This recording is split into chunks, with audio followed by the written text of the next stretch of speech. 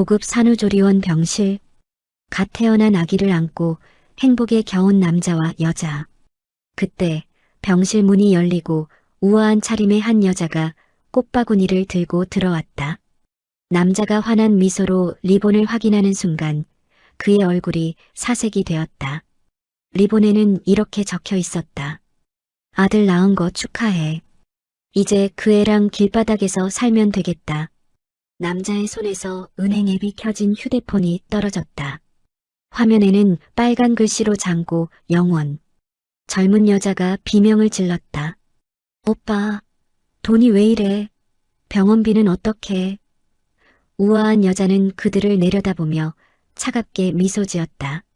도대체 이 남자는 왜 아들이 태어난 날 빈털터리가 된 걸까요? 꽃바구니를 들고 온 저 여자는 누구일까요?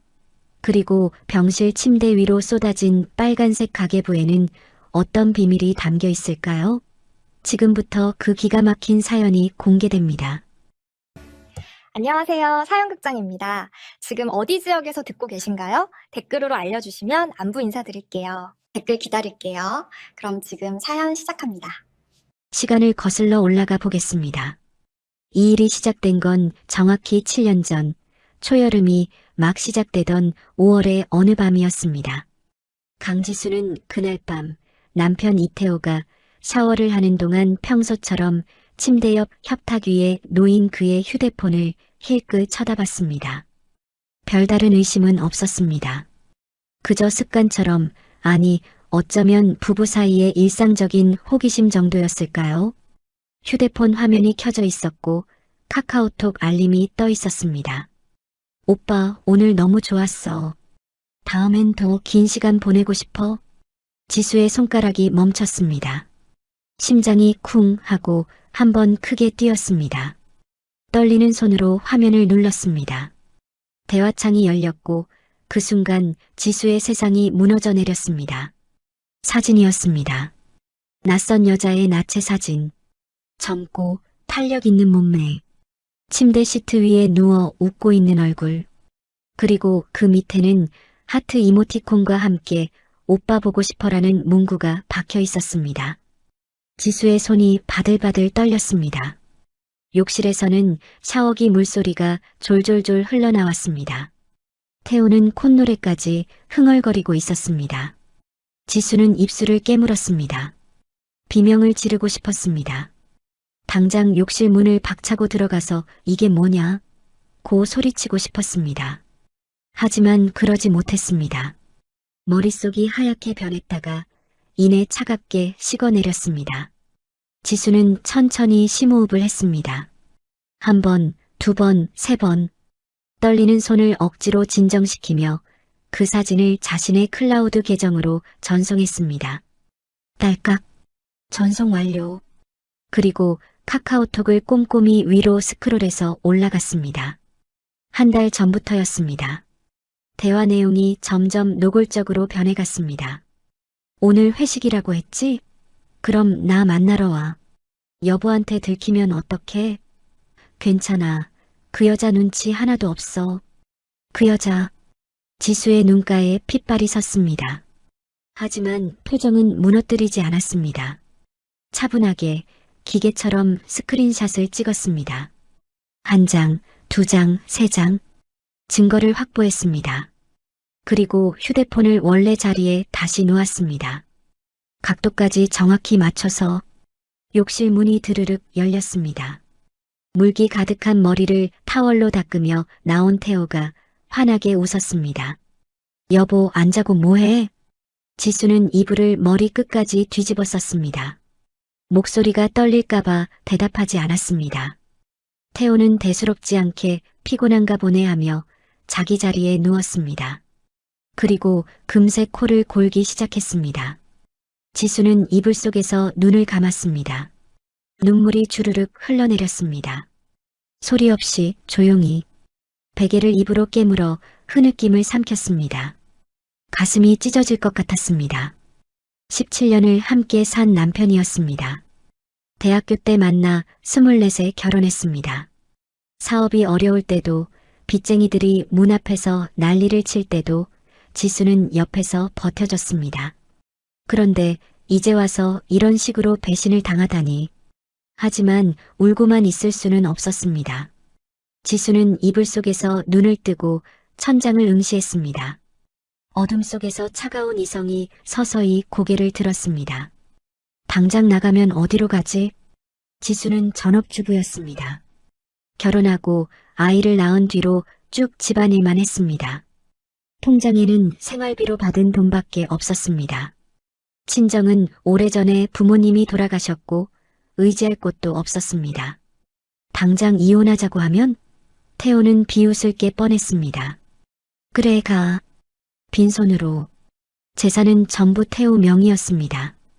회사도 건물도 차도 지수 명의로 된 건 아무것도 없었습니다. 안 돼. 이렇게 당할 순 없어. 지수는 이를 악물었습니다. 그리고 그날 밤 결심했습니다. 참아내기로, 모른 척하기로, 그리고 복수하기로. 다음 날 아침이었습니다. 태호가 일어나 거실로 나왔을 때 지수는 이미 식탁에 아침 식사를 차려놓고 앉아 있었습니다. 평소와 똑같은 모습이었습니다. 된장찌개가 보글보글 끓고 있었고 계란말이와 김이 정갈하게 놓여 있었습니다. 벌써 일어났네? 태호가 기지개를 켜며 식탁에 앉았습니다. 지수는 생긋 웃으며 숟가락을 건넸습니다. 당신 어제 피곤해 보이던데 꿀물 탔어. 마셔. 오, 고마워. 태호는 아무렇지도 않게 꿀물을 들이켰습니다. 지수는 그의 얼굴을 물끄러미 바라봤습니다. 아무것도 모르는 얼굴. 자신이 완벽하게 아내를 속이고 있다고 믿는 얼굴. 어제 별일 없었어? 태호가 대수롭지 않게 물었습니다. 지수의 심장이 쿵 했습니다. 하지만 표정은 흔들리지 않았습니다. 눈 하나 깜짝 안 하고 대답했습니다. 아니, 왜? 당신 피곤해 보여서 그냥 일찍 잤어. 아, 그래. 나도 요새 일이 좀 많아서. 태호는 대충 둘러대고는 밥을 먹기 시작했습니다. 지수는 조용히 김치를 집어먹으며 남편을 관찰했습니다. 식탁 아래 지수의 손은 주먹을 꽉 쥐고 있었습니다. 손톱이 손바닥에 파고들어 피가 통하지 않을 정도로 세게 쥐었습니다. 하지만 얼굴은 평온했습니다. 그날부터였습니다. 지수의 이중생활이 시작된 것은 낮에는 완벽한 아내였습니다. 태호가 좋아하는 음식을 해주고 와이셔츠를 다려주고 현관에서 넥타이를 매만져주며 다녀와 조심해라고 웃어주었습니다. 하지만 밤에는 달랐습니다. 태호가 잠든 후 지수는 조용히 일어나 서재로 갔습니다. 그리고 빨간색 가계부를 꺼냈습니다.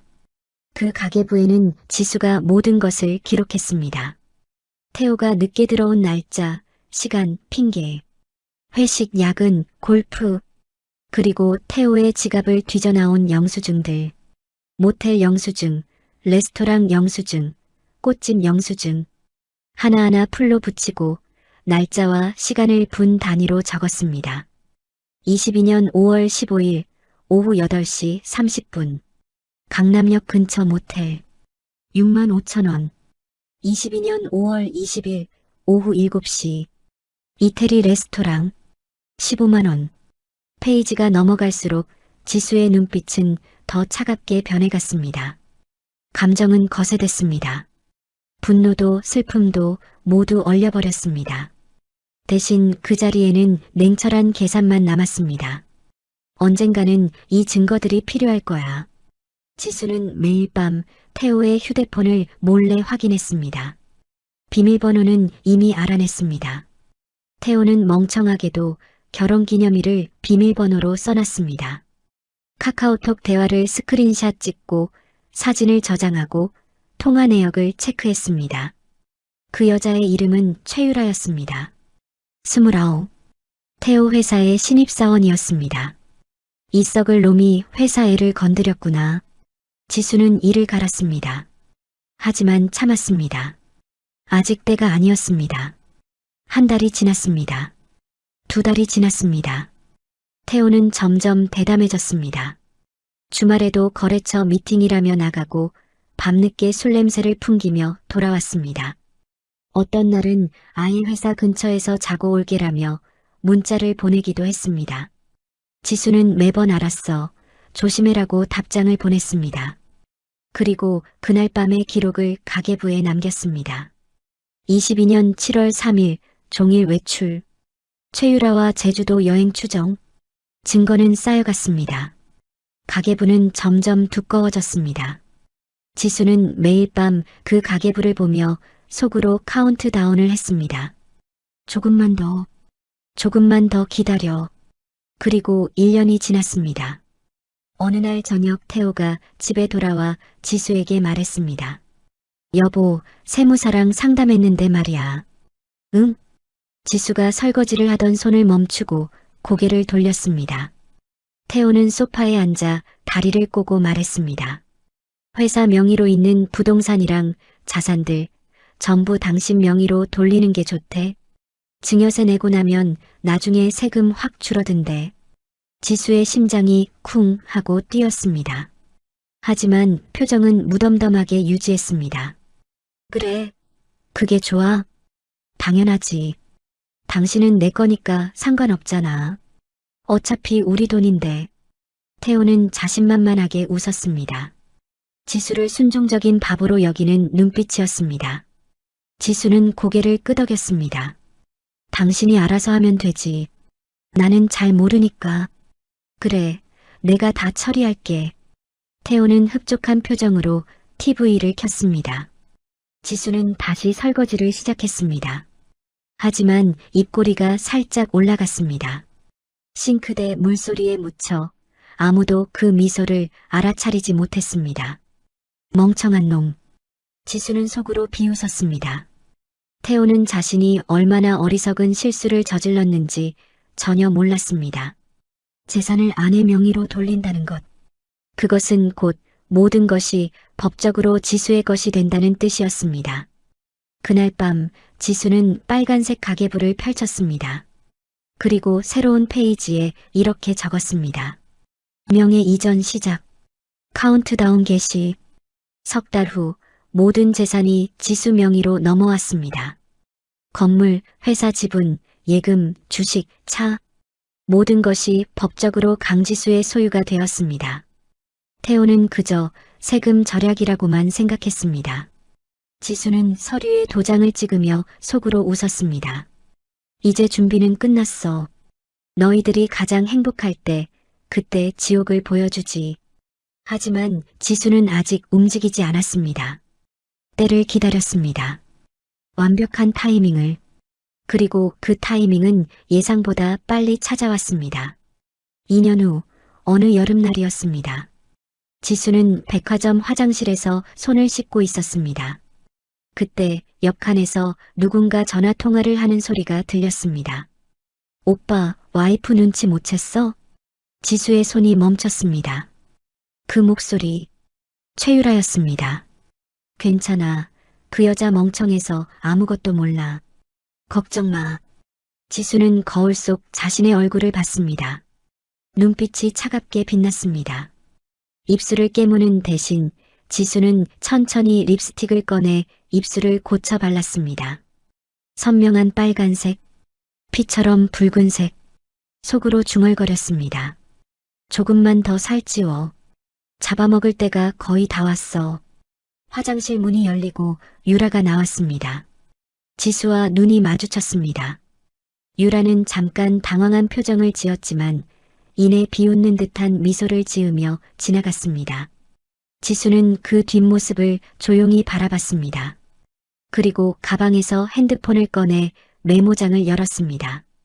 24년 7월 12일 백화점에서 유라 목격. 태호와 통화 중. 본처 무시 발언. 기록은 계속됐습니다. 그리고 지수는 알고 있었습니다. 이 모든 기록이 언젠가 무기가 될 거라는 것을. 하지만 그때는 몰랐습니다. 진짜 지옥은 이제 시작일 뿐이라는 것을. 그로부터 석 달이 지난 어느 가을 저녁이었습니다. 태호가 평소보다 일찍 귀가했습니다. 현관문을 열고 들어서는 그의 얼굴에는 묘한 긴장감이 어려 있었습니다. 지수는 거실 소파에 앉아 TV를 보고 있었습니다. 일찍 왔네. 지수가 고개를 돌리며 웃었습니다. 평소와 똑같은 아무것도 모르는 아내의 얼굴이었습니다. 태호는 넥타이를 풀며 거실로 들어왔습니다. 오늘 일찍 끝나서. 그런데 뭔가 이상했습니다. 태호의 손이 미세하게 떨리고 있었습니다. 지수는 그 떨림을 놓치지 않았습니다. 하지만 모른 척했습니다. 저녁 먹을래? 김치찌개 끓여놨는데. 아니. 나 배불러. 거래처에서 먹고 왔어. 태호는 어색하게 웃으며 안방으로 들어갔습니다. 지수는 TV 화면을 보는 척하면서 귀를 쫑긋 세웠습니다. 안방에서 서랍 여는 소리가 들렸습니다. 뭔가를 뒤지는 소리, 그리고 한숨 쉬는 소리. 뭔가 있구나. 지수의 입꼬리가 살짝 올라갔습니다. 1시간쯤 지났을까요? 태호가 샤워를 하고 나와 거실로 왔습니다. 그리고 지수 옆에 앉았습니다. 평소 같으면 절대 하지 않는 행동이었습니다. 태호는 요즘 집에만 오면 자기 방에 틀어박혀 핸드폰만 만지작거렸으니까요. 여보. 태호가 조심스럽게 불렀습니다. 지수는 TV에서 시선을 떼지 않은 채 대답했습니다. 응? 나 선물 하나 사왔어. 태호가 주머니에서 작은 상자를 꺼냈습니다. 명품 주얼리 브랜드 로고가 박힌 벨벳 상자였습니다. 지수는 고개를 돌려 그 상자를 봤습니다. 어머, 뭔데? 열어봐. 지수가 상자를 받아 열었습니다. 안에는 가느다란 금목걸이가 들어있었습니다. 작은 하트 펜던트가 달린, 그다지 비싸 보이지는 않았습니다. 백화점에서 30만 원쯤 할 것 같은 디자인이었습니다. 예쁘다. 왜 갑자기? 지수가 웃으며 물었습니다. 태호는 어색하게 웃으며 대답했습니다. 그냥 당신한테 맨날 미안해서. 요새 일 때문에 바빠서 신경도 못 써주고. 지수는 태호의 눈을 똑바로 쳐다봤습니다. 태호의 눈동자가 흔들렸습니다. 뭔가 숨기고 있다는 걸 지수는 본능적으로 알 수 있었습니다. 고마워. 내가 해볼게. 지수가 목걸이를 꺼내 목에 걸었습니다. 태호가 뒤에서 잠금 장치를 채워줬습니다. 그리고 지수의 어깨에 손을 올렸습니다. 여보, 사랑해. 그 말에 지수의 등골이 서늘해졌습니다. 결혼한 지 17년 만에 처음 듣는 말이었습니다. 태호는 평소에 절대 이런 말을 하지 않는 사람이었습니다. 뭔가 큰일이 터졌거나 아니면 터질 예정이라는 뜻이었습니다.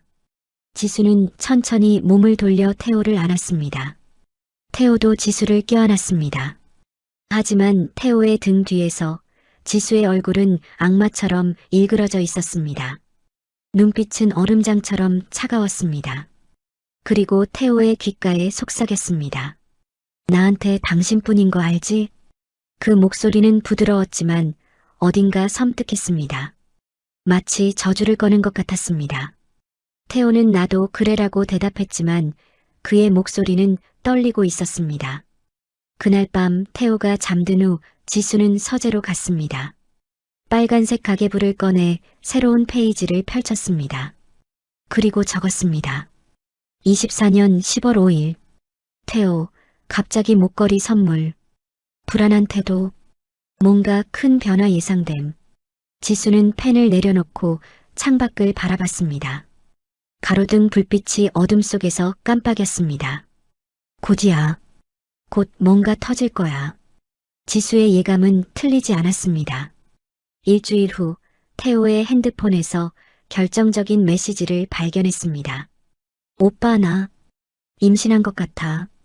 지수는 그 메시지를 보는 순간 온몸이 얼어붙는 것을 느꼈습니다. 손이 차갑게 식었습니다. 하지만 동시에 입꼬리가 올라갔습니다. 드디어 때가 온 것입니다. 지수가 그토록 기다리던 순간이. 태호의 답장은 이랬습니다. 뭐? 확실해? 응. 생리가 1달 넘게 안 나와. 내일 병원 가볼게. 알았어. 조심해. 나중에 전화할게. 지수는 조용히 핸드폰을 제자리에 놓았습니다. 그리고 침대에 누워 천장을 바라봤습니다. 심장이 빠르게 뛰었습니다. 하지만 그건 분노 때문이 아니었습니다. 흥분이었습니다. 아이를 낳는구나. 좋아. 아주 좋아. 아이가 태어나야 했습니다. 그래야 법적으로 더 확실한 증거가 됐으니까요. 혼외자 출생신고, 친자 확인, 불륜의 결정적 증거, 그리고 무엇보다 태호가 가장 행복한 순간에 지옥으로 떨어뜨릴 수 있으니까요. 다음 날 지수는 평소처럼 아침 식사를 준비했습니다. 태호가 식탁에 앉았을 때 지수는 된장찌개를 떠주며 물었습니다. 요새 무슨 걱정 있어? 얼굴이 안 좋아. 태호는 깜짝 놀라며 고개를 들었습니다. 아니, 아무것도 아니야. 그냥 회사 일 때문에. 그래, 너무 무리하지 마. 건강이 제일 중요한 거야. 지수는 다정하게 웃었습니다. 태호는 어색하게 웃으며 밥을 먹었습니다. 하지만 숟가락을 쥔 손이 미세하게 떨리고 있었습니다. 그날 저녁 태호는 야근한다며 늦게 들어왔습니다. 지수는 알고 있었습니다. 야근이 아니라 유라를 만나러 간 거라는 걸. 태호의 차에 GPS 추적기를 달아놨으니까요. 강남의 한 산부인과 앞에서 1시간 동안 신호가 멈춰 있었습니다. 확진 나왔구나. 지수는 노트북을 열고 GPS 기록을 캡처했습니다. 그리고 빨간색 가계부에 풀로 붙였습니다. 24년 10월 13일 최유라 임신 확인. 강남 산부인과 동행. 증거는 완벽했습니다. 이제 지수는 움직일 준비를 시작했습니다. 다음 날 지수는 법무법인을 찾아갔습니다. 조용하고 은밀하게 변호사 앞에 빨간색 가계부를 펼쳐놓았습니다. 이혼 소송 준비하고 싶습니다. 유책 배우자는 남편 쪽이고요. 증거는 충분합니다. 젊은 여자 변호사는 가계부를 넘기며 눈이 휘둥그레졌습니다. 이게 7년치 기록이요? 네. 하나도 빠짐없이 다 있습니다. 영수증, 사진, 문자, 통화 내역, GPS 기록. 전부요. 변호사는 감탄하듯 고개를 끄덕였습니다. 이 정도면 완벽합니다. 재산 분할은 물론이고 위자료까지 청구 가능합니다. 재산은 이미 제 명의예요. 남편이 증여세 내고 다 넘겨줬거든요. 변호사의 입이 떡 벌어졌습니다. 그럼 이건 그냥 끝난 거네요. 남편분은 한 푼도 못 가져갑니다. 지수는 차갑게 미소 지었습니다. 그게 목표였어요. 다만 한 가지 부탁이 있습니다. 말씀하세요. 서류는 미리 준비해두되 제가 신호 보낼 때까지 제출하지 마세요. 타이밍이 중요합니다. 변호사는 고개를 끄덕였습니다. 알겠습니다. 연락 주시면 즉시 법원에 제출하겠습니다. 지수는 법무법인을 나와 차에 올라탔습니다. 백미러로 자신의 얼굴을 봤습니다. 눈빛이 번쩍였습니다. 이제 시작이야. 그날부터 지수는 본격적으로 재산을 정리하기 시작했습니다. 태호 몰래 하나씩 하나씩. 먼저 부동산이었습니다. 지수 명의로 되어 있는 건물 2채를 내놓았습니다. 부동산 중개인에게 말했습니다. 남편이 해외 출장 중이라 금매로 넘기려고요. 현금 박치기로 하면 금방 팔리죠? 당연하죠. 이 가격이면 일주일 안에 나갈 겁니다. 좋아요. 진행하세요. 지수는 인감도장과 위임장을 완벽하게 준비했습니다. 모든 게 합법적이었습니다. 재산은 지수 명의였으니까요. 일주일 후 건물 2채가 모두 팔렸습니다. 현금 25억. 지수는 그 돈을 해외 계좌로 빼돌렸습니다. 스위스 은행 계좌. 태호는 절대 찾을 수 없는 곳. 다음은 회사 지분이었습니다. 지수는 태호 몰래 지분을 제3자에게 넘겼습니다. 물론 시장가보다 싸게. 빨리 처분하는 게 중요했으니까요. 이 집은 얼마에 사시겠어요? 10억 정도면 어떨까요? 좋아요. 바로 계약하죠. 계약서에 도장을 찍는 지수의 손은 전혀 떨리지 않았습니다. 오히려 상쾌했습니다. 예금과 주식도 모두 정리했습니다. 증권 계좌를 청산하고 은행 예금을 전부 인출했습니다. 그리고 현금으로 받고 해외로 송금했습니다. 석 달이 걸렸습니다. 석 달 동안 지수는 태호 명의로 남아있던 모든 재산을 합법적으로 자기 명의로 넘긴 뒤 그것들을 하나씩 처분했습니다. 태호는 눈치채지 못했습니다. 바보처럼 유라와의 사랑에 빠져 있었으니까요. 그 사이 유라의 배는 점점 불러왔습니다. 지수는 태호의 핸드폰을 통해 유라의 임신 경과를 실시간으로 체크했습니다. 오빠, 오늘 초음파 찍었어. 아들이래. 태호의 답장 진짜. 우리 아들. 지수는 그 메시지를 보며 코웃음을 쳤습니다. 아들이라고 좋아하네. 곧 그 아들 때문에 거지 될 텐데. 임신 7개월쯤 됐을 때였습니다. 유라가 지수의 집으로 찾아왔습니다. 초인종이 울렸습니다. 지수가 문을 열었을 때 만삭의 유라가 서 있었습니다. 배가 불룩하게 나온 모습. 지수는 표정 하나 변하지 않고 유라를 내려다봤습니다. 누구세요? 유라는 비웃듯 웃었습니다. 아줌마, 진짜 모르는 척 하시네요? 아니면 진짜 몰라요? 무슨 말씀이신지 모르겠는데요. 지수의 목소리는 차가웠습니다. 유라는 한 발짝 앞으로 다가섰습니다. 이태호 알죠? 아줌마 남편. 제 남자예요. 지수는 눈 하나 깜짝하지 않았습니다. 그래서요? 유라는 당황했습니다. 보통 이 정도면 본처가 울거나 소리를 지르거나 해야 하는데 지수는 너무나 침착했습니다. 아줌마, 눈치 없는 거예요.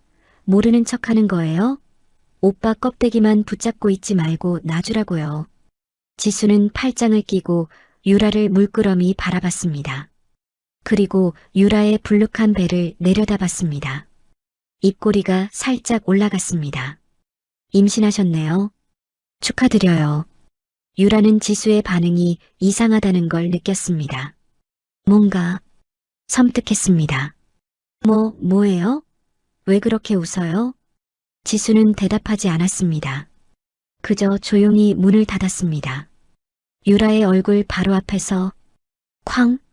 문 너머로 유라가 소리치는 게 들렸습니다. 이 아줌마가 진짜 나중에 후회할 거예요. 지수는 문을 등지고 서서 조용히 웃었습니다. 후회는 내가 할 거야. 곧 그날 밤 지수는 달력을 꺼냈습니다.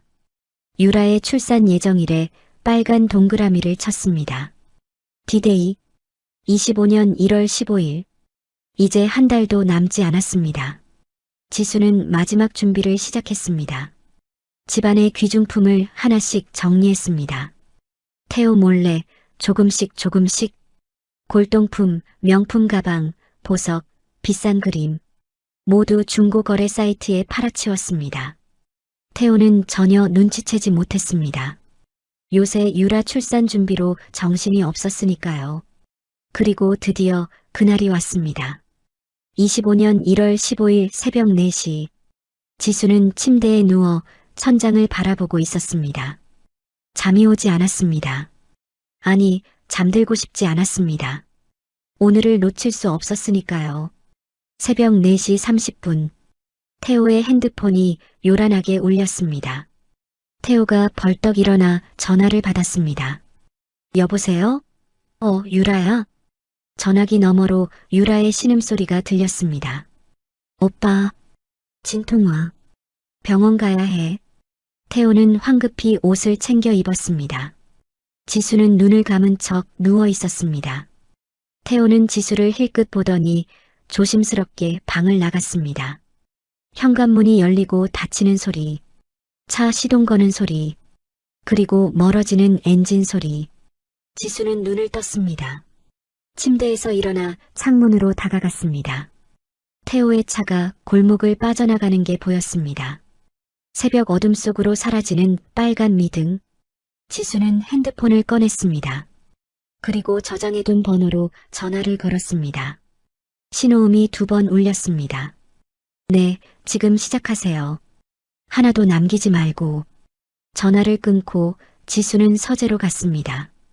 책장 뒤에 숨겨둔 여행 가방을 꺼냈습니다. 이미 며칠 전부터 준비해둔 것이었습니다.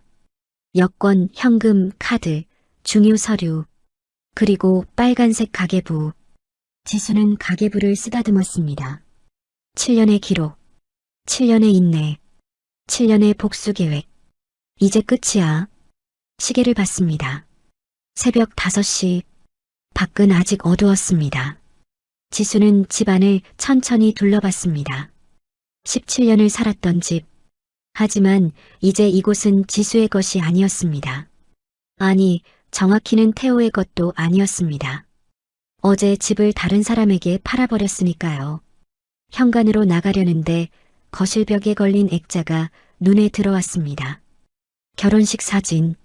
24살의 지수와 27살의 태호가 환하게 웃고 있었습니다. 행복했던 시절. 지수는 그 액자를 내려다봤습니다. 그리고 조용히 액자를 벽에서 떼어냈습니다. 바닥에 내팽개쳤습니다. 쨍그랑. 유리가 깨지는 소리가 새벽 정적을 찢었습니다. 안녕. 지수는 뒤도 돌아보지 않고 현관문을 열었습니다. 밖에는 이삿짐 센터 트럭이 대기하고 있었습니다. 직원들이 집 안으로 들어왔습니다. 사모님, 어디까지 빼드릴까요? 가구 빼고 다요. 가전제품, 그림, 골동품, 값 나가는 건 전부 빼주세요. 네, 알겠습니다. 직원들이 분주하게 움직이기 시작했습니다. 지수는 밖에서 그 모습을 지켜봤습니다. 자기 집이 텅텅 비어가는 모습을. 1시간쯤 지났을까요? 트럭에 짐이 가득 실렸습니다. 지수는 직원에게 봉투를 건넸습니다. 수고하셨어요. 이 주소로 옮겨주세요. 네, 감사합니다. 트럭이 떠났습니다. 지수는 다시 집 안으로 들어갔습니다.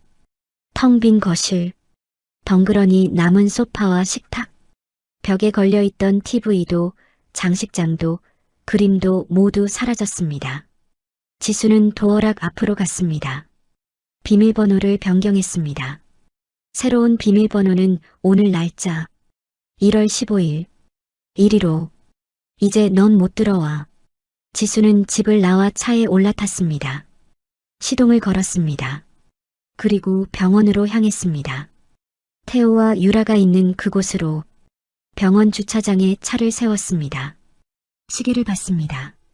오전 8시. 핸드폰으로 은행 앱을 켰습니다. 태호명의 계좌들이 화면에 떴습니다. 물론 지수가 관리 권한을 가지고 있었습니다. 부부 공동 계좌였으니까요. 지수는 하나씩 클릭했습니다. 그리고 전액 인출 버튼을 눌렀습니다. 딸깍, 딸깍, 딸깍. 잔액이 타 계좌로 이체되었습니다.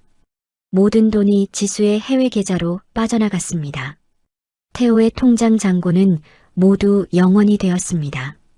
다음은 신용카드였습니다. 지수는 카드사 앱에 접속했습니다. 태호의 법인카드, 개인카드 모두 지수 명의로 발급된 것들이었습니다. 지수가 재산을 넘겨받았을 때 함께 넘어온 카드들. 지수는 하나씩 정지 신청을 했습니다. 분실 신고, 딸깍, 딸깍. 카드 사용이 정지되었습니다. 모든 카드가 먹통이 되었습니다. 지수는 핸드폰을 내려놓고 백미러로 자신의 얼굴을 봤습니다. 화장기 없는 맨 얼굴. 하지만 눈빛만은 또렷했습니다. 번쩍이는 눈빛. 이제 마지막이야. 지수는 차에서 내려 병원으로 들어갔습니다. 안내 데스크에서 물었습니다. 산부인과 어디 있나요? 5층입니다. 엘리베이터를 타고 5층으로 올라갔습니다. 복도를 따라 걸었습니다. 산후조리원 입구가 보였습니다. 그리고 VIP실 안내판, 사명사무실. 지수는 꽃가게에 들렀습니다. 병원 1층에 있는 작은 꽃가게. 축하 꽃바구니 하나 만들어주세요. 어떤 문구로 해드릴까요? 제가 직접 쓸게요. 지수는 리본을 받아 펜으로 또박또박 적었습니다. 축하해. 오늘부터 거지야. 꽃집 직원이 깜짝 놀라며 지수를 쳐다봤습니다. 지수는 신경 쓰지 않고 리본을 꽃바구니에 달았습니다. 이대로 포장해 주세요. 네, 네. 꽃바구니를 들고 다시 5층으로 올라갔습니다. 사명 사무실 앞에 섰습니다. 문틈으로 안을 살짝 들여다봤습니다. 태호가 보였습니다. 갓 태어난 아기를 안고 있었습니다.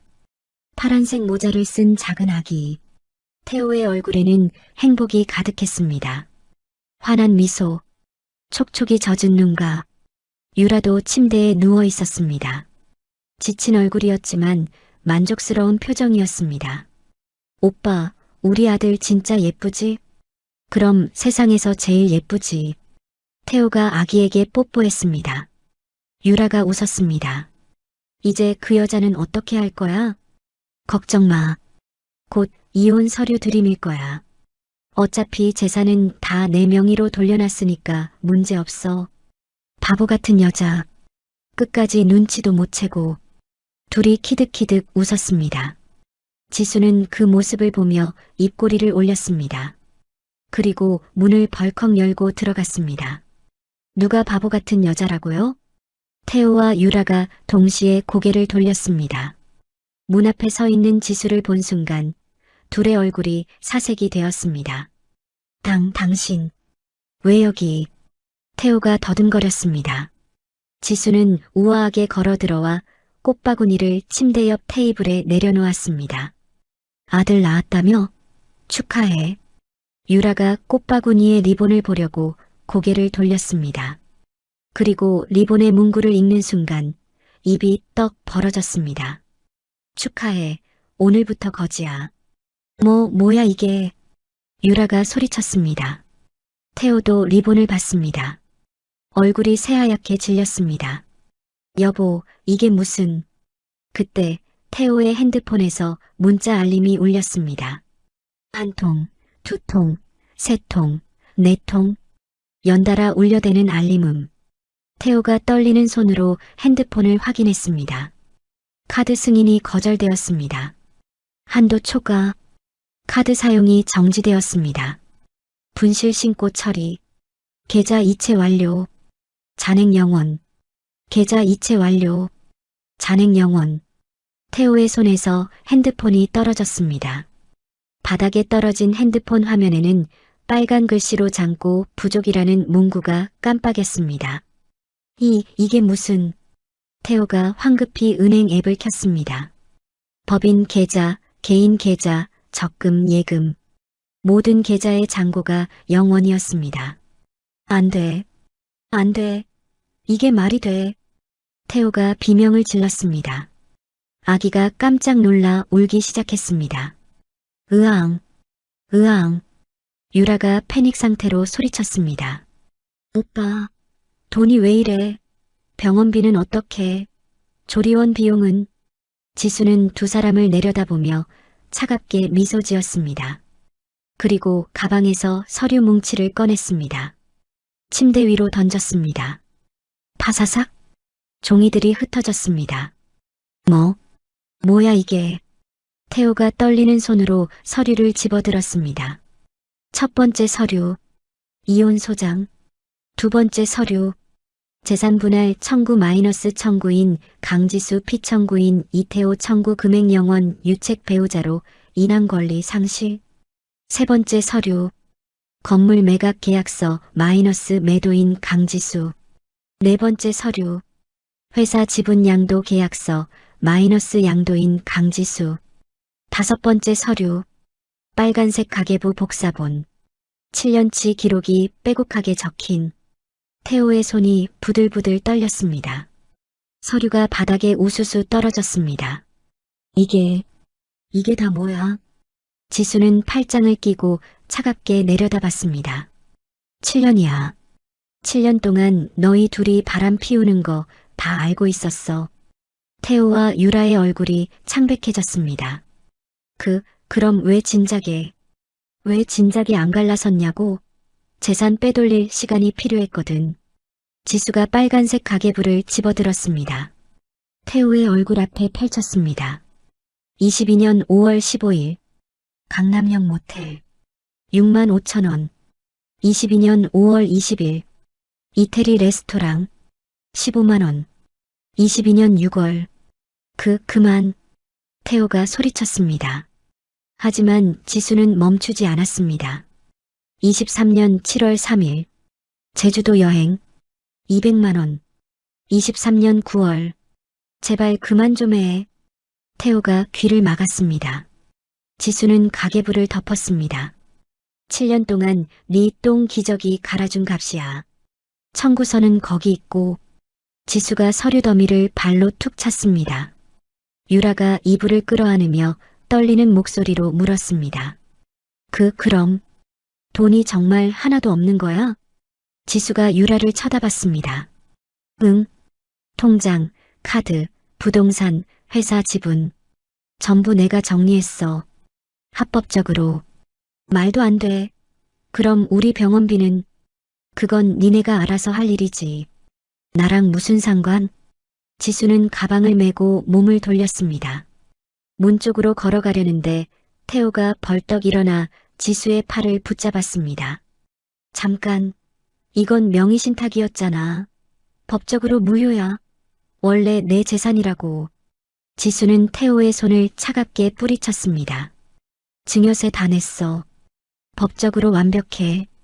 그리고 넌 불륜 증거 때문에 유책 배우자라 소송 걸어도 한 푼도 못 가져가. 변호사한테 물어봐. 이런 미친. 태호가 주저앉았습니다. 유라가 울부짖었습니다. 안 돼. 안 돼. 오빠 어떡해. 조리원 비용이 1,000만 원인데. 지수는 문 손잡이를 잡았습니다. 그리고 마지막으로 두 사람을 돌아봤습니다. 참 하나 더. 집도 어제 팔았어. 새 주인이 다음 주에 입주한대. 짐 빼. 뭐? 태호가 비명을 질렀습니다. 하지만 지수는 이미 문을 열고 나가고 있었습니다. 그리고 도어락 비밀번호 바꿨으니까 들어가지 마. 불법 침입으로 신고할 거야. 쾅! 문이 닫혔습니다. 복도의 태호와 유라의 울부짖음이 울려 퍼졌습니다. 안 돼. 돌아와. 제발. 으앙. 으앙. 아기 울음소리도 함께 섞였습니다. 지수는 복도를 천천히 걸었습니다. 뒤에서 들려오는 비명과 울음소리. 하지만 뒤돌아보지 않았습니다. 엘리베이터를 타고 1층으로 내려왔습니다. 밖으로 나오니 아침 햇살이 눈부셨습니다. 지수는 선글라스를 꺼내 썼습니다. 주차장으로 걸어가는데 뒤에서 누군가 뛰어오는 소리가 들렸습니다. 여보, 여보. 태호였습니다.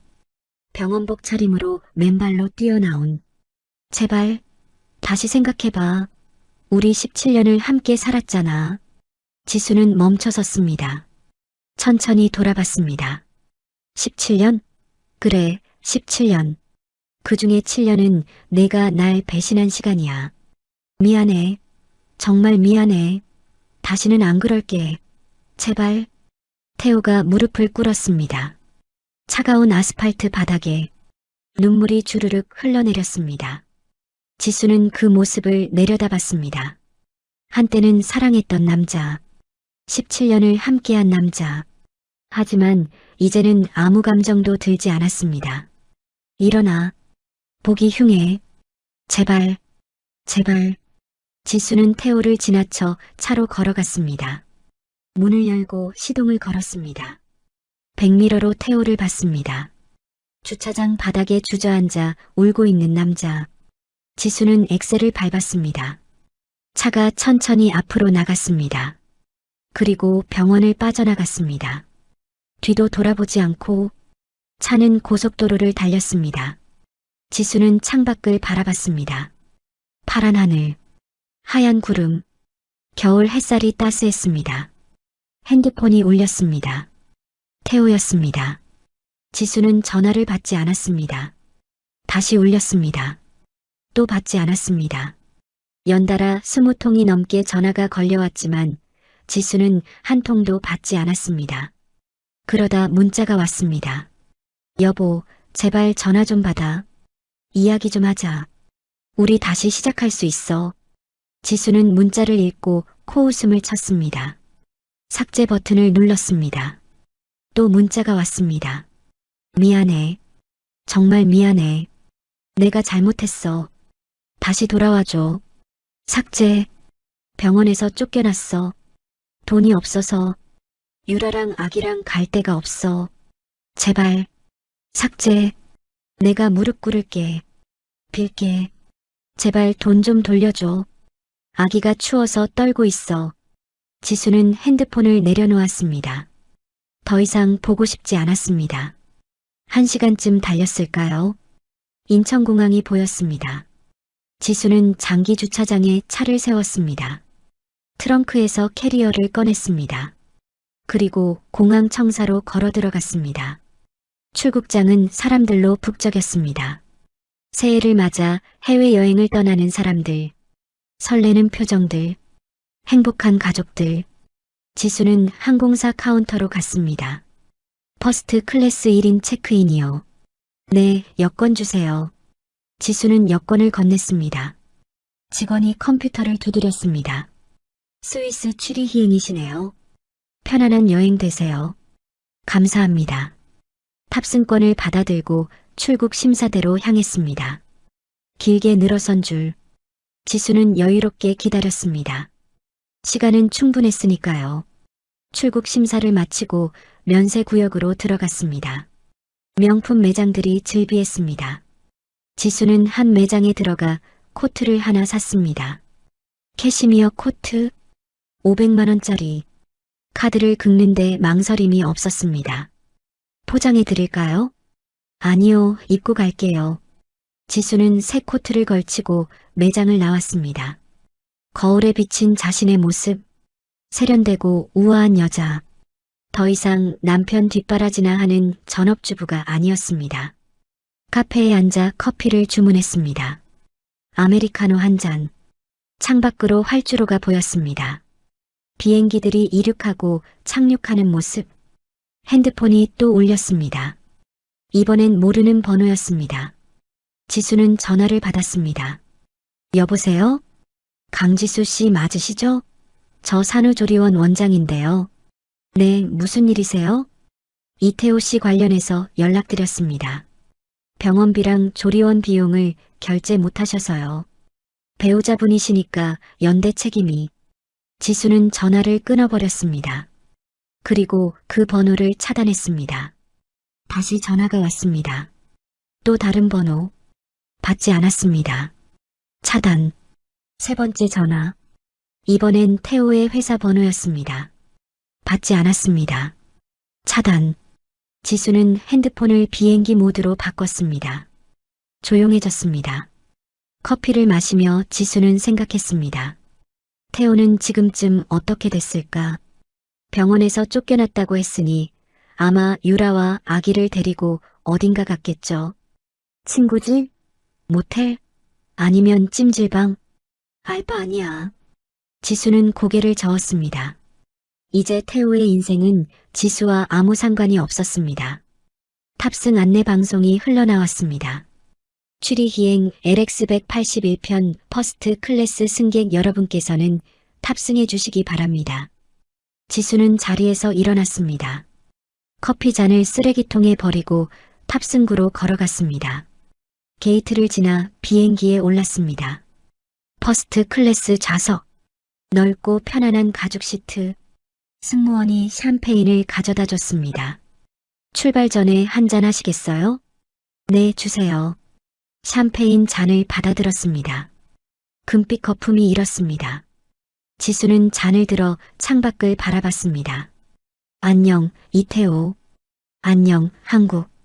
안녕, 과거. 한 모금 마셨습니다. 톡 쏘는 기분 좋은 기포가 목을 타고 내려갔습니다. 비행기가 움직이기 시작했습니다. 활주로를 따라 천천히 굴러갔습니다. 그리고 속도를 높였습니다. 점점 빨라지는 속도. 창밖 풍경이 흐릿하게 지나갔습니다. 그리고 떴습니다. 붕. 비행기가 하늘로 솟아올랐습니다. 땅이 점점 멀어졌습니다. 건물들이 작아졌습니다. 서울이, 한국이, 지수의 과거가 점점 작아져 갔습니다. 지수는 창밖을 바라보며 조용히 미소 지었습니다. 이륙한 지 1시간쯤 지났을까요? 기내식이 나왔습니다. 퍼스트 클래스 코스 요리, 전체, 메인, 디저트. 지수는 천천히 식사를 즐겼습니다. 식사를 마치고 좌석을 눕혔습니다. 침대처럼 평평해지는 시트. 승무원이 이불과 베개를 가져다 줬습니다. 편히 쉬세요. 감사합니다. 지수는 이불을 덮고 눈을 감았습니다. 7년 만에 처음으로 편안한 잠이었습니다. 아무 걱정도 아무 계획도 없이 그저 푹 자는 잠. 그 시각 한국. 태호는 길거리를 헤매고 있었습니다. 유라가 아기를 안고 옆에서 비틀거렸습니다. 오빠, 나 못 걸어. 제왕절개 상처가 너무 아파. 조금만 참아. 모텔 찾아야 돼. 돈은 있어? 태호는 주머니를 뒤졌습니다. 지갑을 꺼냈습니다. 안에 현금이 3만 원 있었습니다. 3만 원. 3만 원으로 어떻게 모텔을 가? 유라가 소리쳤습니다. 아기가 울기 시작했습니다. 으앙, 으앙. 시끄러워. 닥쳐. 유라가 아기에게 소리쳤습니다. 태호가 머리를 싸쥐었습니다. 이거 미친. 이게 꿈이야 생시야. 길거리 사람들이 그들을 힐끗힐끗 쳐다봤습니다. 병원복을 입은 남자, 산모복을 입은 여자, 울고 있는 갓난아기. 이상한 조합이었습니다. 오빠, 친구한테 연락해봐. 돈 좀 빌려달라고. 태호는 핸드폰을 꺼냈습니다. 친구들에게 전화를 걸었습니다. 1명, 2명, 3명. 하지만 아무도 받지 않았습니다. 받는 친구도 있었지만 사정을 듣자마자 전화를 끊어버렸습니다. 야, 미안한데 나도 요새 힘들어서. 뚝. 오빠 어떡해. 유라가 울먹였습니다. 태호는 이를 갈았습니다. 다 그년 때문이야. 강지수 그년. 왜 진작에 눈치를 못 챘어. 바보처럼. 유라가 태호에게 화풀이를 했습니다. 태호도 지지 않고 소리쳤습니다. 넌 뭐 했는데? 임신만 하면 다 되는 줄 알았어. 뭐? 지금 내 탓이야. 둘이 길거리에서 싸우기 시작했습니다. 사람들이 구경했습니다. 누군가 핸드폰을 꺼내 영상을 찍기 시작했습니다. 아기 엄마 아빠가 길거리에서 싸우네. 대박. 불쌍한 아기. 태호는 사람들의 시선을 느끼고 유라의 팔을 잡아 끌었습니다. 가자. 여기서 창피하게 뭐 하는 거야? 어디로 가는데? 일단 찜질방이라도 가야지. 둘은 근처 찜질방으로 갔습니다. 입구에서 카운터 직원이 말했습니다. 2인 2만 원입니다. 아기는요? 돌 미만 아기는 무료입니다. 그런데 산모분이신 것 같은데 괜찮으세요? 네, 괜찮아요. 태호는 3만 원 중 2만 원을 냈습니다. 남은 돈은 1만 원. 찜질방 안으로 들어갔습니다. 탈의실에서 옷을 갈아입고 수면실로 갔습니다. 바닥에 누웠습니다. 유라는 아기를 안고 옆에 누웠습니다. 오빠, 나 배고파. 나도. 하지만 돈이 1만 원밖에 없었습니다. 찜질방 식당에서 뭘 사 먹기엔 터무니없이 부족한 금액이었습니다. 참아. 내일 뭐 방법을 찾아보자. 유라가 눈물을 뚝뚝 흘렸습니다. 이럴 줄 알았으면. 뭐? 그 여자한테 잘 보일걸? 태호는 대답하지 않았습니다. 천장을 멍하니 바라봤습니다. 내 인생이 어떻게 이렇게 됐지? 어제까지만 해도 아들 낳고 행복했는데 아기가 또 울기 시작했습니다. 으앙. 배고픈가 봐. 분유 줘야 하는데. 분유는 어디 있어? 병원에 두고 나왔어. 뭐? 태호가 소리쳤습니다. 주변 사람들이 인상을 찌푸리며 쳐다봤습니다. 시끄러워요. 죄송합니다. 태호는 고개를 숙였습니다. 유라는 계속 울고 있는 아기를 달래려 했지만 아기는 울음을 그치지 않았습니다. 결국 찜질방 직원이 다가왔습니다. 손님, 아기 울음소리 때문에 다른 손님들이 불편해하시는데요. 죄송합니다. 금방 조용히 시킬게요. 하지만 아기는 계속 울었습니다. 배가 고프니까요. 갓 태어난 아기는 몇 시간마다 분유를 먹어야 했습니다. 손님, 정 안 되시면 나가주셔야 할 것 같은데요. 알겠습니다. 태호와 유라는 찜질방에서도 쫓겨났습니다. 2만 원은 환불도 안 됐습니다. 밖은 추웠습니다. 1월 한겨울, 찬바람이 쌩쌩 불었습니다. 유라가 아기를 꼭 껴안았습니다. 오빠, 아기가 얼어 죽겠어. 태호는 자기 겉옷을 벗어 아기를 감쌌습니다. 유라가 울먹였습니다. 어떡해. 정말 어떡해. 태호는 핸드폰을 꺼내 지수에게 전화를 걸었습니다. 또 안 받았습니다. 문자를 보냈습니다. 여보, 제발. 아기가 죽게 생겼어. 제발 좀 도와줘. 하지만 답장은 오지 않았습니다. 태호는 주저앉았습니다. 길거리 한복판에. 끝났어. 다 끝났어. 유라도 옆에 주저앉아 울었습니다. 아기도 울었습니다. 그렇게 세 사람은 겨울거리 한복판에서 울부짖었습니다. 한편 지수는 비행기 안에서 편안히 잠들어 있었습니다. 꿈을 꿨습니다. 좋은 꿈이었습니다. 파란 하늘을 나는 꿈, 자유로운 꿈. 12시간 후 비행기는 취리히 공항에 착륙했습니다. 지수는 눈을 떴습니다. 창밖으로 새하얀 눈이 내리고 있었습니다.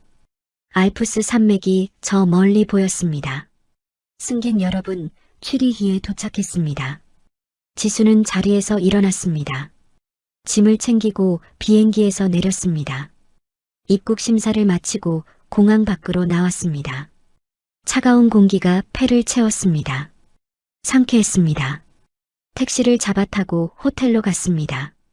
미리 예약해둔 5성급 호텔. 호수가 내려다 보이는 스위트룸이었습니다. 짐을 풀고 창가에 섰습니다. 취리히 호수가 햇빛에 반짝였습니다. 백조들이 유유히 헤엄치고 있었습니다. 지수는 가방에서 빨간색 가계부를 꺼냈습니다. 7년의 기록, 7년의 증오, 7년의 복수 계획. 더 이상 필요 없었습니다. 지수는 창문을 열었습니다. 찬바람이 들어왔습니다. 그리고 가계부를 창밖으로 던졌습니다. 빨간색 가계부가 바람에 날렸습니다. 펄럭펄럭. 페이지들이 펼쳐지며 공중에서 춤을 췄습니다. 그리고 호수로 떨어졌습니다. 첨벙. 가계부는 물에 젖으며 가라앉았습니다. 7년의 기록이 물속으로 사라졌습니다. 지수는 창문을 닫았습니다. 그리고 깊게 숨을 들이쉬었습니다. 이제 정말 끝이야. 핸드폰을 켰습니다. 비행기 모드를 풀었습니다. 순간 문자와 부재중 전화가 폭주했습니다. 100통이 넘는 전화, 수십 통의 문자, 모두 태호였습니다. 지수는 문자 하나를 열어봤습니다. 여보, 미안해. 다시 시작하자. 제발. 지수는 미소를 지었습니다. 그리고 전화번호부를 열었습니다. 태호의 번호를 찾았습니다. 그리고 삭제 버튼을 눌렀습니다. 연락처를 삭제하시겠습니까? 예. 딸깍.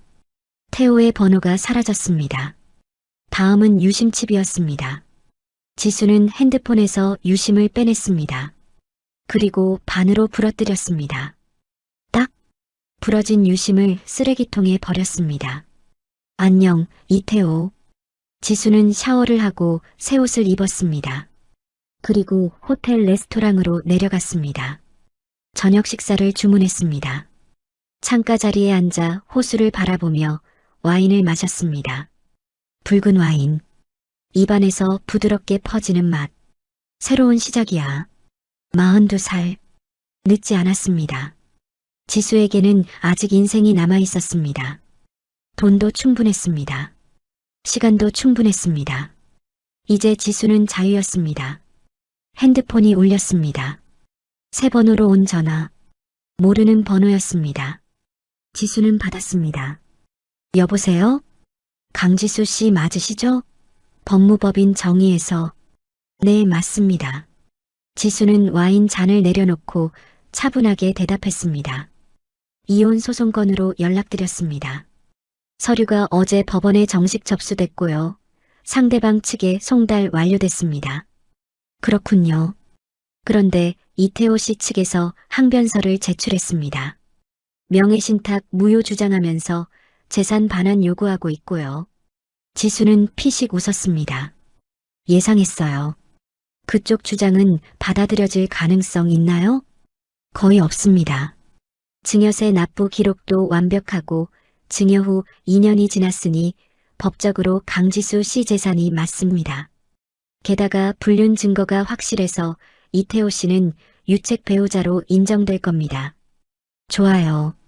한 가지 더 있는데요. 이태호 씨가 강지수 씨를 사기 혐의로 고소하겠다고 협박하고 있습니다. 지수의 눈빛이 차갑게 식었습니다. 사기라니요? 재산을 편취했다는 주장인데 이것도 법적 근거가 전혀 없습니다. 걱정하지 마세요. 오히려 허위 고소로 역고소할 수 있습니다. 그렇게 하세요. 망설이지 말고. 알겠습니다. 그리고 최유라 씨도 위자료 청구 소송 준비 중이라고 하는데요. 지수는 웃음을 터뜨렸습니다. 상간녀가 본처한테 위자료를 받겠다고요? 네. 황당하죠. 당연히 기각될 겁니다. 오히려 저희가 최유라 씨에게 불법행위 손해배상 청구할 수 있습니다. 그것도 진행하세요. 끝까지. 알겠습니다. 그럼 진행 상황 계속 보고 드리겠습니다. 감사합니다. 전화를 끊었습니다. 지수는 다시 와인을 들었습니다. 한 모금 마시고 창밖을 바라봤습니다. 끝까지 발버둥 치는구나. 하지만 소용없었습니다. 법은 지수 편이었습니다. 증거도 돈도 시간도 모두 지수 편이었습니다. 식사가 나왔습니다. 스위스 전통 요리. 지수는 천천히 음식을 즐겼습니다. 오랜만에 느끼는 평화로운 저녁이었습니다. 식사를 마치고 방으로 돌아왔습니다. 침대에 누워 천장을 바라봤습니다. 부드러운 침구, 고급 호텔 특유의 은은한 향기. 핸드폰을 들어 인터넷을 검색했습니다. 스위스 부동산, 취리히 근교의 작은 빌라들이 나왔습니다. 호수가 내려다 보이는 집, 정원이 있는 집, 여기서 새로 시작할까? 진지하게 고민했습니다. 한국으로 돌아갈 이유가 있을까? 태호와의 이혼이 끝나면 지수에게 한국은 더 이상 아무 의미도 없었습니다. 차라리 여기서 아무도 모르는 곳에서 새로운 삶을 사는 게 나을지도 몰랐습니다. 그 시각 한국. 태호는 고시원 방에 앉아 있었습니다. 3평도 안 되는 좁은 방. 침대와 책상 하나가 전부였습니다. 월세 20만 원짜리 방이었습니다. 유라와 아기는 유라의 친정집으로 갔습니다. 아니, 쫓겨났습니다. 이틀 전 일이었습니다. 태호와 유라가 찜질방에서 쫓겨난 후 할 수 없이 유라의 친정으로 갔습니다. 경기도 외곽의 낡은 다세대 주택이었습니다. 초인종을 눌렀습니다. 문이 열리고 유라의 어머니가 나왔습니다. 엄마. 유라가 울먹였습니다. 하지만 유라 어머니의 표정은 차가웠습니다. 무슨 일이야? 출산하고 조리원에 있는 거 아니었어? 그게 사정이 생겨서. 유라가 말을 더듬었습니다. 유라 어머니는 태호를 노려봤습니다. 당신 부자라며? 건물도 여러 채 있고 회사도 한다며? 태호는 고개를 숙였습니다. 대답할 수가 없었습니다. 뭐야, 사기꾼이었어? 우리 딸 임신시켜놓고? 아니, 그게 아니라. 그럼 뭔데? 왜 조리원비도 못 내? 유라 어머니가 소리를 질렀습니다. 이웃 사람들이 문을 열고 구경했습니다. 유라가 울면서 사정을 설명했습니다. 본처가 재산을 다 빼돌렸다고. 지금 한 푼도 없다고. 유라 어머니의 얼굴이 사색이 되었습니다. 뭐? 그럼 너 이 남자 첩이었단 거야. 엄마, 그게 아니라. 이 창피한 것.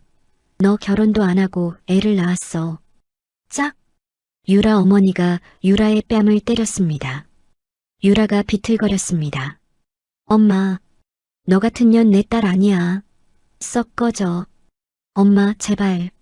우리 갈 데가 없어. 모르겠어. 니네가 알아서 해. 내 집에는 못 들어와. 쾅! 문이 닫혔습니다. 유라가 문 앞에 주저앉아 울었습니다. 엄마, 엄마. 하지만 문은 열리지 않았습니다. 결국 태호는 친구에게 돈을 빌렸습니다. 50만 원. 그걸로 고시원 방을 한 달 계약하고 유라는 다른 친구 집에 얹혀 살게 됐습니다. 나도 힘든데 한 달만 있어. 알았지? 유라 친구가 인상을 찌푸리며 말했습니다. 유라는 고개를 숙였습니다. 고마워. 그렇게 둘은 헤어졌습니다. 태호는 고시원 방에 혼자 남았습니다. 침대에 누워 천장을 바라봤습니다. 금이 간 천장, 곰팡이 핀 벽. 내가 어떻게 이렇게 됐지? 일주일 전만 해도 건물주였습니다. 회사 대표였습니다. 사람들이 사장님이라고 불렀습니다. 골프를 치고 비싼 차를 몰고 고급 레스토랑에서 식사했습니다. 그런데 지금은 고시원에서 컵라면을 먹고 있었습니다. 핸드폰을 꺼냈습니다. 지수에게 또 전화를 걸었습니다. 역시 받지 않았습니다. 이 씨발. 받으라고. 태호가 소리를 질렀습니다. 옆방에서 벽을 쾅쾅 두드렸습니다. 시끄러워. 태호는 입을 틀어막았습니다. 핸드폰을 침대에 내던졌습니다. 그때 핸드폰이 울렸습니다. 모르는 번호였습니다. 태호는 황급히 받았습니다. 혹시 지수일까 싶어서. 여보세요. 이태호 씨 맞으시죠? 법원입니다. 태호의 가슴이 철렁 내려앉았습니다. 네. 무슨 일이신지. 이혼 소송 관련 서류 송달해 드립니다. 주소지로 우편 발송했으니 확인해 주시고요. 네. 그리고 출석 요구서도 함께 발송됐습니다. 기일 꼭 지켜주세요. 알겠습니다. 전화가 끊겼습니다. 태호는 핸드폰을 움켜쥐고 이를 갈았습니다. 강지수, 넌 끝까지 이러려고. 다음 날 우편물이 도착했습니다. 법원 봉투, 두꺼운 서류 뭉치였습니다. 태호는 서류를 펼쳤습니다. 이혼 청구 소송, 청구인 강지수, 피청구인 이태호, 청구 취지 혼인관계 해소 및 위자료 청구, 위자료 금액이 적혀 있었습니다. 5억 원. 태호의 눈이 휘둥그레졌습니다. 5억? 미친년이. 하지만 더 기가 막힌 건 그 다음이었습니다. 불륜 상대방 최유라에 대한 손해배상 청구 소송 준비 중. 청구 금액 3억 원. 태호는 서류를 구겨버렸습니다. 찢어버리고 싶었습니다. 하지만 그럴 수도 없었습니다. 법원 서류니까요. 변호사를 선임해야 했습니다. 하지만 돈이 없었습니다. 국선 변호사를 신청할까 생각했지만 이혼 소송은 국선 변호사 대상이 아니었습니다. 태호는 머리를 싸쥐었습니다. 망했어. 완전히 망했어. 핸드폰이 또 울렸습니다. 이번엔 유라였습니다. 오빠. 뭐? 태호의 목소리가 차갑게 식었습니다. 나 친구한테 쫓겨났어. 아기 울음 때문에. 그래서 어디 갈 데 없어. 고시원 같이 쓸 수 없어. 여기 1인실이야. 공동 주방이고 화장실도 공용이야. 아기 데리고 못 와. 그럼 나는 어떡해? 유라가 울부짖었습니다. 태호는 핸드폰을 귀에서 멀리 뗐습니다. 모르겠어. 니네 엄마한테 빌어. 엄마가 문전 박대했다고. 그럼 네가 알아서 해. 태호가 소리치고 전화를 끊어버렸습니다. 유라에게서 또 전화가 왔습니다. 태호는 받지 않았습니다. 차단했습니다. 이것도 다 내 탓이야. 임신만 안 했어도 이렇게 안 됐어. 태호는 유라를 원망했습니다. 물론 말도 안 되는 생각이었습니다. 아이는 둘이 만든 건데. 하지만 태호는 누군가를 탓해야 했습니다. 그래야 미치지 않을 것 같았으니까요. 며칠 후 태호는 일자리를 구하러 나갔습니다. 편의점, 주유소, 식당, 아무데나 지원했습니다. 하지만 쉽지 않았습니다. 이력서의 경력이 회사 대표였다고요? 네. 왜 갑자기 편의점 알바를 하시려고요? 사정이 생겨서. 면접관이 의심스러운 눈으로 태호를 쳐다봤습니다.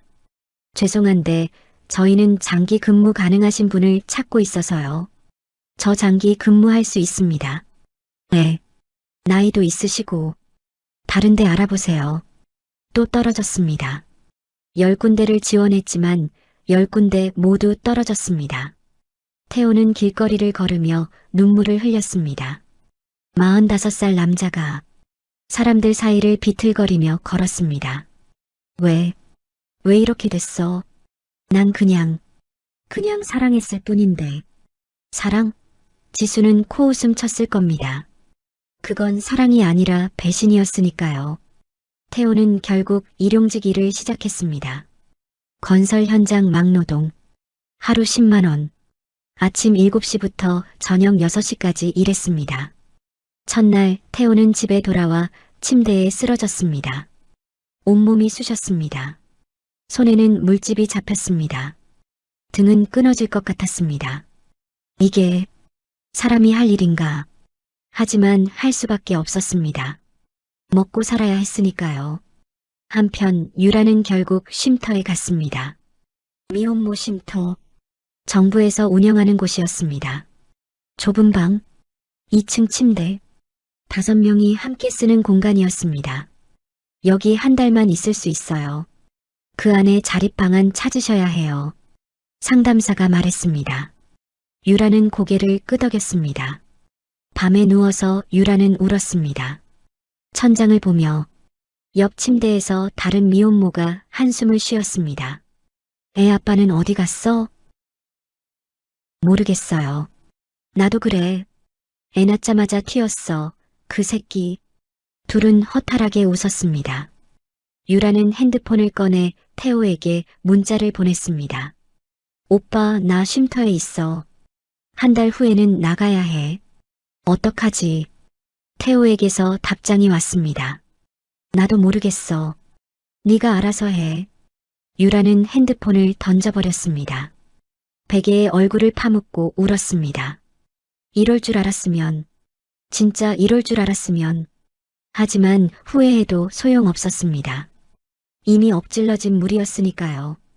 지수는 취리히에서 한 달을 보냈습니다. 호텔을 나와 작은 아파트를 임대했습니다.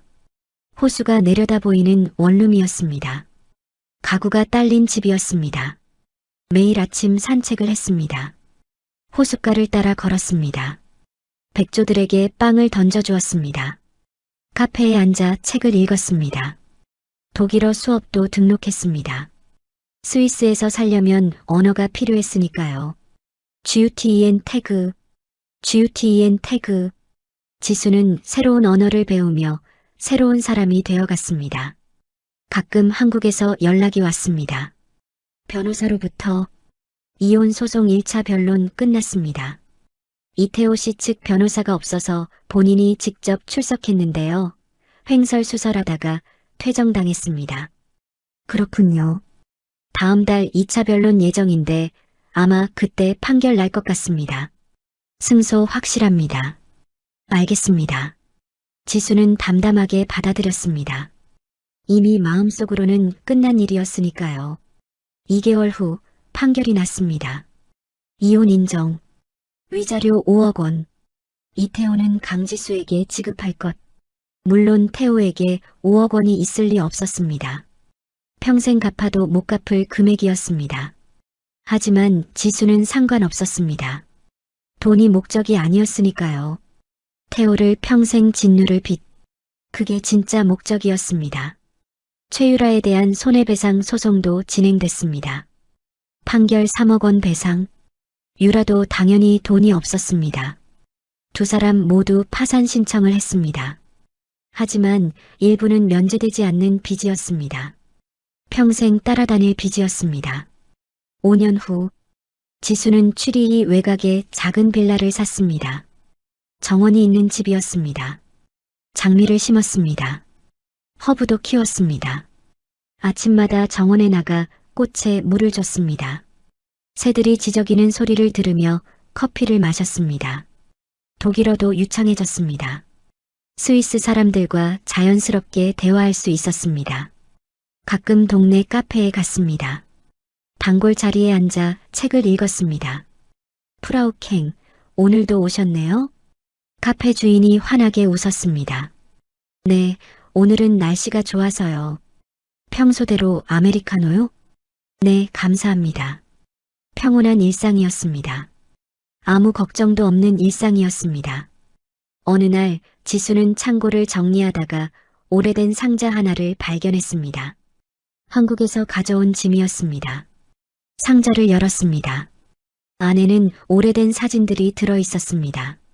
결혼식 사진, 신혼여행 사진, 젊은 시절의 지수와 태호. 지수는 사진을 들여다봤습니다. 환하게 웃고 있는 24살의 자신. 행복해 보였습니다.